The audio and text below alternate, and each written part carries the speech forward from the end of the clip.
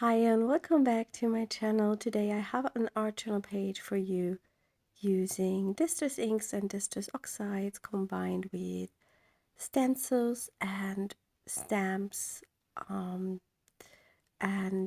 I just went through the distress inks that I pulled out from my drawer, and here are the distress oxides. I will not use all of them, just a few, but I pulled all of those out that are reminding me of spring because I wanted to create a spring themed art journal page. I'm starting with that organic, I think it's the number 2 stencil, and I wanted to use it not as kind of a wavy texture. I thought I might use it upside down or vertically to create kind of a wood texture maybe on the background. The art journal I'm using is a watercolor journal. It's from Kunst und Papier and it's almost a square format, not 100%. And I believe the paper has around 160 GSM, but I am not 100% sure. It's quite buckly, but I don't mind that. As it's only an art journal and just for some creative play, it's okay. I will decorate both sides of the pages, although I don't really like the left page because it's always quite buckly from the previous page that's in there. And so I will focus my main image always on the right side of this art journal. I also sometimes only create on the right side in this journal. This technique to create a background is one I have already used a bunch of times, and I will give you links in the end cards to the other videos so you can check those out if you like this one. The results on the background are always different, but I feel they are always quite pretty. In the beginning it looks a bit boring and you may think, where is this going? But I feel the more layers you add, the better it gets. I always dry the layers in between to make sure that I don't mix everything, because then you will create a muddy background. By the way, I used the Distress Ink Ground Espresso for this. That's the darkest brown I have. Maybe it's the darkest that they have in their range, I don't know. I don't have all of their inks. I now go on with the ink dot stencil and I'm using the peel paint. It's my favorite green, and I feel a brown and green is a perfect combination for spring. And I will later add some pink and yellow to create a more brighter and not so muddy or muted page. I really love the texture you get with this pattern, and I just work intuitively on how I place the stencil and where I place it.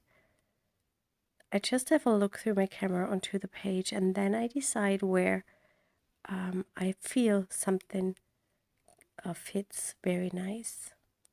I'm spritzing the stencil again and then I use it again, so I get maybe a lighter pattern this time, but that's the nice thing because then you have some darker and lighter values on your page.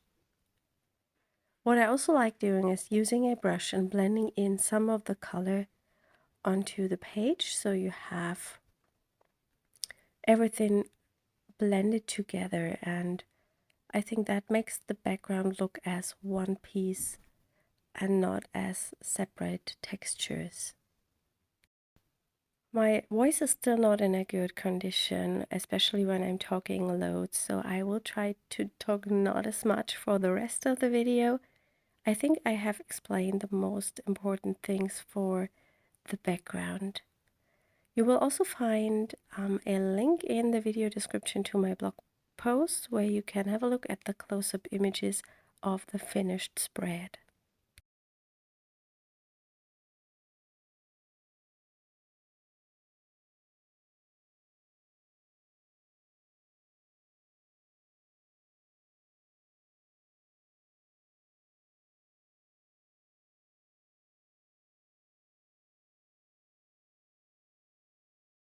For the next layer, I wasn't sure if I should pick the Distress ink or Oxide in Picked Raspberry because the Oxides are more matte and pastel-y because of the white part, and the Distress inks are more bright and vibrant. So I decided to pick both because the Oxides layer much better over a darker surface, but the Distress inks will bring me some really nice vibrant spots on the page. The stencil I'm using here is our mini ink dot stencil, and you will find all the stencils over in our shop, and I will link them underneath in the description.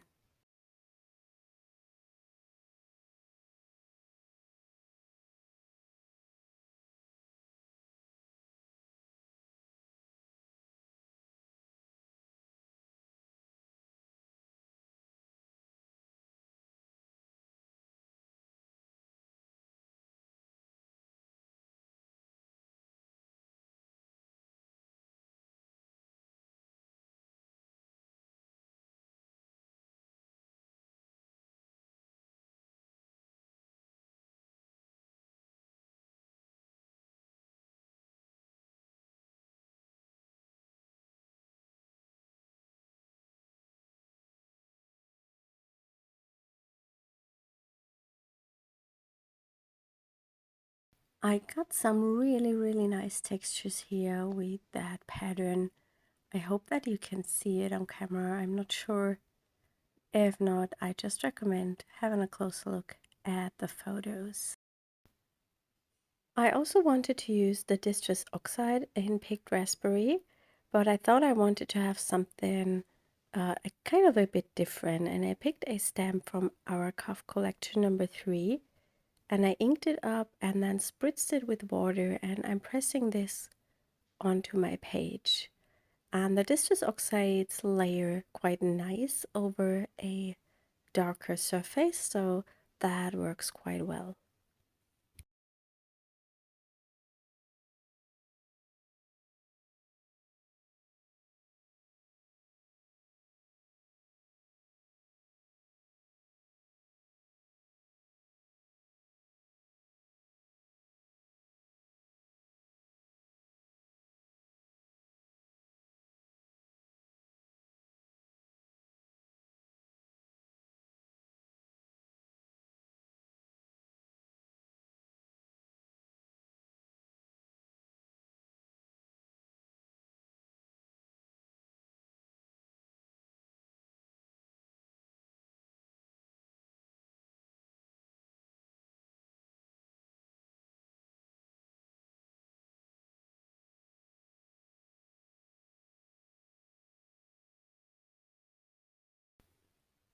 I'm not 100% sure how often I want to stamp this now on the left page.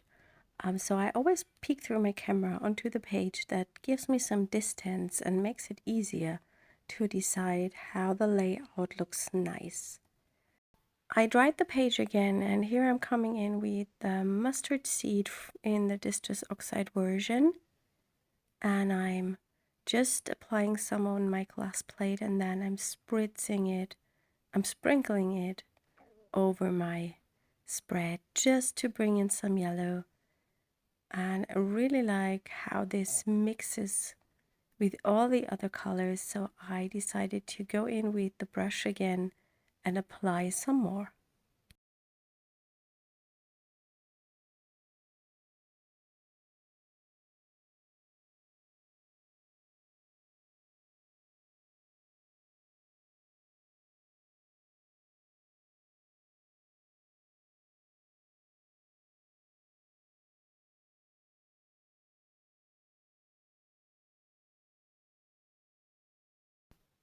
When my page is drying, I'm preparing some elements for the spread to decorate it. And here I'm using a circle stamp from our Mix It Up #1 stamp set. And I'm stamping in with the Distress Oxide in the same color that I've used on the page, so everything is cohesive. Here I spritzed the stamp with water and stamped it a second time just to see how the result is, but I don't like that, so I will not use it on my page, but I will make a second circle, so I have one more to use. Not sure if I will need it. The paper I'm using here is the Canson Mix Media paper. I really love this for stamping because it's so smooth.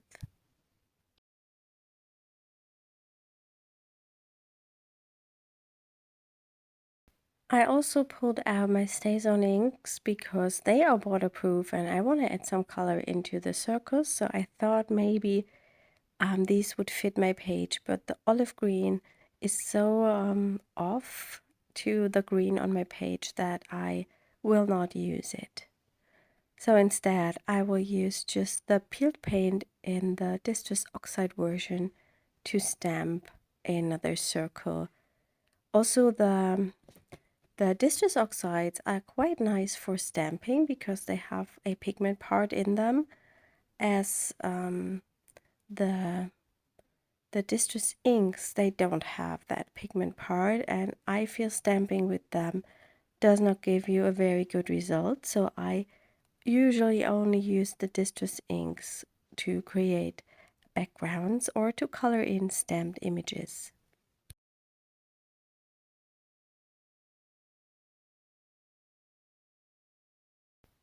I decided to color in the circles with the other colors, so in the pink circle I'm adding in the green, and in the green I will add in the pink.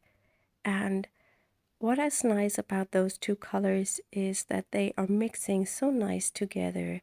They make kind of a, I can't describe the color. It's a warm greenish yellow. I don't know. It's a really nice, yeah, it's a really nice mixture.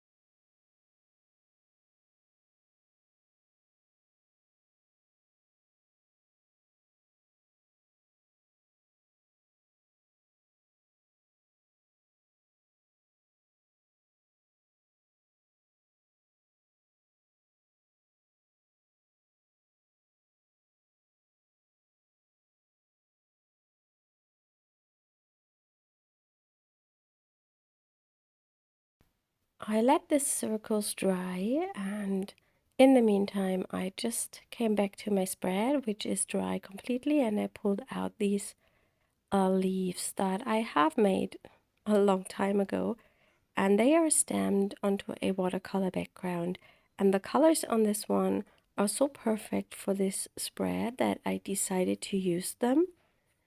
And what I'm now going to do is I will look for more collage elements that fit my page so I can put them underneath my focal area, and that makes the main image pop up from the page. I decided to pick some vintagey neutral papers from my stash.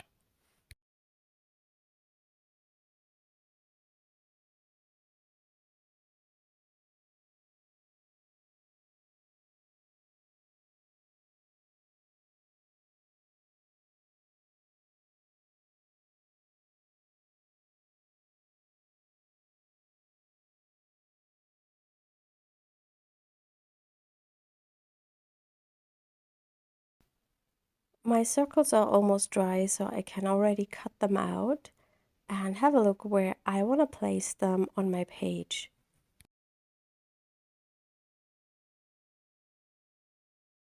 And as always, I glue down the elements with the Tombow glue stick.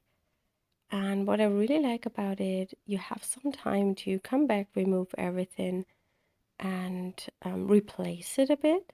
And this is what I will do here. And that's quite nice that this works with this glue stick.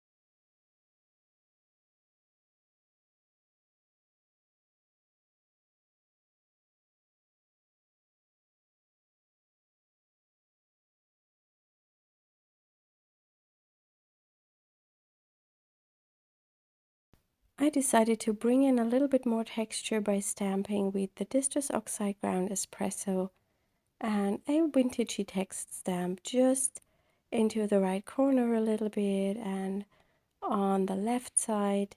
That brings in a bit more interest and texture.